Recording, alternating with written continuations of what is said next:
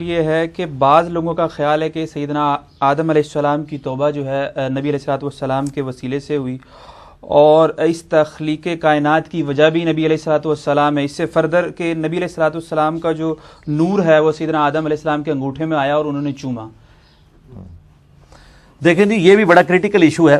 یہ المستدرک للحاکم میں موجود ہے، اگرچہ امام حاکم نے اس کی تصحیح بھی کی ہے کہ یہ حدیث صحیح ہے، لیکن امام ذہبی جنہوں نے اس کے اوپر بعد میں تحقیم کی، ان کا موقف یہ ہے کہ اس میں ایک کذاب راوی ہے، اور امام ذہبی کی بات ہی زیادہ مضبوط ہے کہ روایت کمزور ہے۔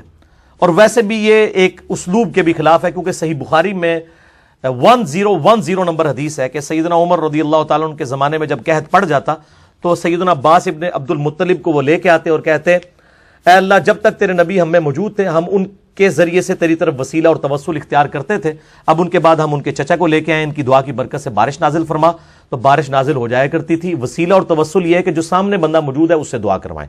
آج نبی علیہ السلام دنیا میں سامنے موجود ہو، ہم آپ صلی اللہ علیہ وآلہ وسلم سے ہی دعا کروائیں گے۔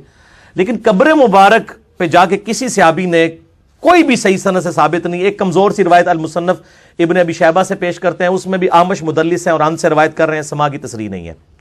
باقی بخاری میں جب موجود ہے کہ قحط پڑا ہے تو سیدنا عمر کا ایٹیچیوڈ کیا تھا، ٹھیک ہے، کہ وہ انہوں نے بالکل عقیدہ امت کو بتا دیا کہ وسیلہ اور توسل کیا ہے۔ اور سیدنا عمر ان راویوں میں سے ہیں بخاری و مسلم کی ان احادیث کے کہ جب غزوہ جو صلح حدیبیہ کے موقع پر جب پانی کم پڑ گیا تو سیدنا عمر رضی اللہ تعالیٰ نے نبی علیہ السلام کو پیالہ دیا، آپ صلی اللہ علیہ وسلم نے اپنی مبارک انگلیاں اس میں ڈالیں تو چشمے پانی کے جاری ہو گئے۔ سیدنا عمر کو تو پتہ تھا کہ آپ کے مبارک ہاتھوں سے پانی کے چشمے جاری ہوئے ہیں، تو وہ کہہ سکتے تھے یا رسول اللہ صلی اللہ علیہ وسلم جب آپ ہم میں موجود تھے، ہم آپ کے وسیلے سے دعائیں کرواتے تھے اللہ کے حضور، اب آپ کی قبر پہ پیالہ لے کے اپنا قبر مبارک سے ہاتھ باہر نکالے۔ یہ تو انہوں نے نہیں کیا، الٹا بلکہ انہوں نے امت کو عقیدہ سمجھایا۔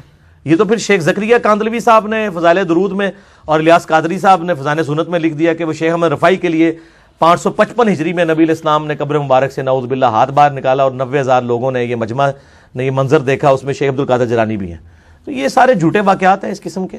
تو وہی جو حدیث ہے نا حاکم کی، اس میں موجود ہے کہ نبی علیہ السلام کے وسیلے سے آدم علیہ السلام کی توبہ قبول ہوئی، اور اس میں آگے ہے کہ پھر آدم علیہ السلام پوچھتے ہیں یا اللہ یہ محمد کون ہے، تو اللہ تعالیٰ فرماتا ہے کہ اگر میں محمد کو نہ پیدا کرتا تو کائنات کی کسی چیز کو پیدا نہ کرتا۔ یہ سارے الفاظ اسی ایک روایت کے اندر ہیں، وہ روایت اصول محدثین کے اندر ضعیف ہے، کیونکہ قصہ آدم اور ابلیس قرآن حکیم میں 7 دفعہ آیا ہے۔ اگر آدم علیہ السلام کی توبہ کا یہ واقعہ ہوتا تو قرآن پاک میں منوان اس طریقے سے آتا۔ 7 دفعہ ہی اللہ تعالیٰ نعوذ باللہ بھول گیا کہ بتانا کہ یہ بیچ میں الٹا دعا بھی آئی ربنا ظلمنا انفسنا، اور پورا سورۃ الاعراف میں ڈیٹیل آئی، سورۃ البقرہ کے اندر، سورہ صاد کے اندر، سورہ بنی اسرائیل کے اندر، سورۃ الکاف کے اندر، کہیں پہ بھی یہ بات ڈسکس نہیں ہوئی ہے۔ یہ تو بڑی امپورٹنٹ بات تھی۔ اور پھر انسانیت کی پیدائش کا مقصد نبی علیہ السلام کی اگر پیدائش ہے، یہ تو اس سے بھی زیادہ امپورٹنٹ بات ہے، یہ قرآن میں ہونی چاہیے۔ جبکہ قرآن حکیم میں سورہ ہود اگر آپ نکالیں تو پارہ نمبر جو 12 ہے اس کا پہلا پیج آپ سورہ ہود کی جو ابتدائی آیات ہیں وہ آپ پڑھ کے دیکھ لیں، اللہ تعالیٰ نے اس کائنات کا مقصد بھی بتا دیا ہے کہ میں نے کیوں پیدا کیا۔ شروع کی آیات ہیں، آیت نمبر جو ہے وہ 7 ہے سورہ ہود کی۔ وَهُوَ الَّذِي خَلَقَ السَّمَاوَاتِ وَالْأَرْضَ فِي 6 أَيَّامٍ، وہی ہے اللہ جس نے پیدا کیا آسمان اور زمین کو 6 دنوں میں۔ وَكَانَ عَرْشُهُ عَلَى الْمَاءِ، اس وقت اس کا عرش پانی پر تھا۔ لِيَبْلُوَكُمْ أَيُّكُمْ أَحْسَنُ عَمَلًا، اور اس نے یہ کائنات اس لیے پیدا کی تاکہ تمہیں جانچے کہ تم میں سے کون نیک اعمال کرتا ہے۔ یہ کائنات انسانوں اور جنوں کے لیے پیدا ہوئی ہے کہ اللہ ان کو جانچے، کسی ایک شخص کے لیے نہیں۔ ٹھیک ہو گیا؟ تو بالکل کلیئر ہے۔ باقی یہ جو واقعہ نا کہ جی وہ پھر انگوٹھوں میں وہ نور آ گیا، یہ حاکم میں یہ بھی موجود نہیں ہے۔ یہ پتہ کہاں میں موجود ہے؟ یہ انجیل برناباس کے اندر، جس کو میں بڑے عرصہ پہلے کہتا تھا کہ جعلی انجیل ہے، یہ کسی مسلمان نے بیٹھ کے لکھی ہے، اور کرسچنز تو پہلے نہیں مانتے۔ ہمارے پاس جب جو اسٹیبلش انجیل جو ہے gospel of John, Luke, Marks اور میتھیو، جو 4 ان کے اصحاب نے جمع کی ہوئی ہے، اس میں بھی کئی ایک جو ہے پروفیسیز نبی علیہ السلام کے بارے میں موجود ہیں، وہ کیوں نہ ہم پیش کریں؟ برناباس لے کے آتے ہیں۔ برناباس تو لگتا ہے کہ کسی مولوی نے، بلکہ مولویوں کے پینل نے بیٹھ کے لکھی ہوئی ہے، بالکل ٹارگٹ کر کے۔ یہ انجیل برناباس کے اندر ہے کہ آدم علیہ السلام کے انگوٹھوں میں نبی علیہ السلام کا نور آیا اور انہوں نے چوم کے آنکھوں کو لگایا۔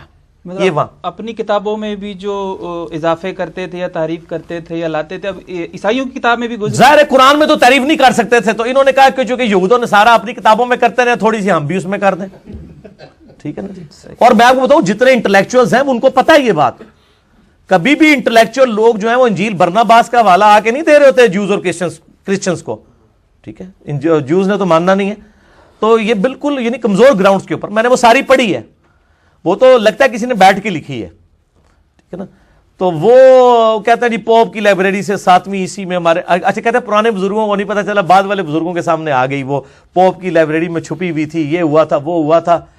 تو وہ آج تو میرے بھائی کاربن ڈیٹنگ کروائی جا سکتی ہے، پتہ لگ جاتا ہے کہ یہ وہ 700 سال کے بعد اسی وقت ہی لکھی گئی تھی، یہ واقعی یہ کوئی 2000 سال پرانی ہے، پتہ چل جائے گا. وہ جس طرح وہ بریلوی حضرات نے مصنف ابن ابی شیبہ کا ایک نسخہ نکال لیا ہے، اس کا مصنف عبدالرزاق کا، وہ حدیث نور والا، رائٹنگ آج دے زمانے دی ہے، کاغذ آج دے زمانے دا، کہتے ہیں بہت پرانا نسخہ مل گیا. ٹھیک ہے، یہ بھائی جھوٹ ہون نہیں چلنے، کاربن ڈیٹنگ نال پتہ چل جاتا ہے کتنی پرانی کوئی شے ہے. ٹھیک ہے، تو یہ بالکل غلط ہے، یہ اس کی کوئی اصل موجود نہیں.